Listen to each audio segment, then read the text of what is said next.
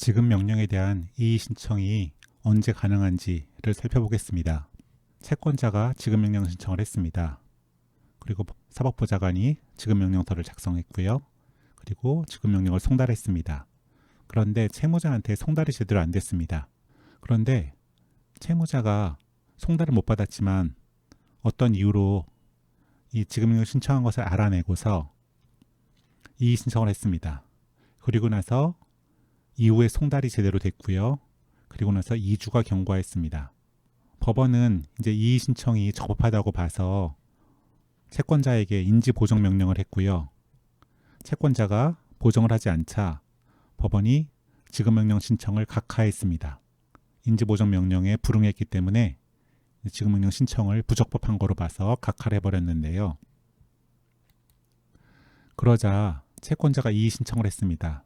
이 이의 신청의 논리는 뭐냐면은 채무자가 송달을 못 받은 상태에서 이의 신청을 했기 때문에 이 이의 신청을 위법한 것이고, 이의 신청이 위법하기 때문에 송달이 이루어진 후 2주가 경과하기 전까지 적법한 이의 신청이 없었기 때문에 이 지급 명령은 확정이 되었고, 따라서 적법하게 확정이 된 지급 명령에 대해서 지급 명령 신청을 법원이 각하한 것은 위법하다는 이유로 이제 이의 신청을 한 거죠. 여기에 대해서 대법원 결정인데요. 2024마 5496은 이 이의 신청은 위법한 건 맞다. 위법한 건 맞는데 이후에 송달이 이루어짐으로써 이 송달로 이 위법한 것의 하자가 치유가 됐다. 따라서 이의 신청은 결국 적법하다라고 해서 법원이 지급 명령을 각하한 것이 타당하다라고 결정을 내렸습니다. 채권자로서는 이 보정명령, 인지보정명령에 응했어야 됐는데 이거를 기간 내에 응하지 않았기 때문에 지급명령 신청을 각하한 것이 적법하고, 따라서 채권자의 이의 신청은 이유 없다라고 해서 이제 배척을 했는데요.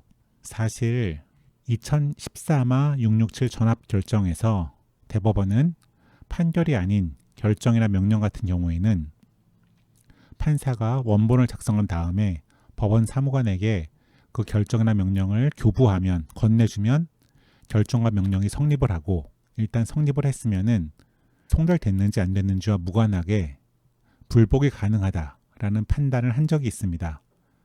어떤 의미냐면은 판사가 결정이나 명령을 작성을 해서 판사가 법원 사무관 등에게 교부를 하면 그 원본을, 이때 결정이나 명령은 성립하는 것이고요. 그리고 이 법원 사무관 등이 당사자에게 그 결정이나 명령을 고지하면, 보통 우편 송달하겠죠. 그럼 이때 결정과 명령이 효력이 생긴다는 거거든요. 그러면 원칙적으로 효력이 생긴 이후에 정해진 불복 기간 내에 불복을 해야 되는데, 이 효력이 생기기 전에, 성립한 이후 효력 생기기 전에 불복 신청을 하더라도 그 불복 신청은 적법하다는 것이 전원 합의체 결정의 요지였고요. 물론 이제 성립하기도 전에 만약에 불복을 했다고 한다면 이 불복은 위법합니다. 이거는 뭐 확실한 거고요. 요게 문제가 됐는데 성립 후부터 효력 발생 전까지 이때도 가능하다는 것이 이제 대법원 전합 결정이었는데요. 이 결정은 이 법리를 안 쓰고 하자의 치유라는 법리를 이용해서 이 신청이 적법하다는 논리로 갔는데요.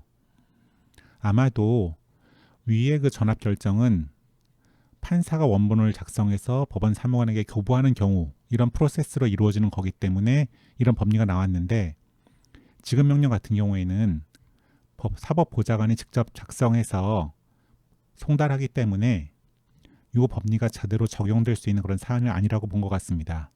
그래서 이 법리로 가지 않고, 그러니까 성립한 후에는 불복이 가능하다는 법리로 가지 않고서 위법하지만 송달로서 하자가 치유된다라는 법리를 이용해서 이 이의 신청도 적법하다라고 봤는데요.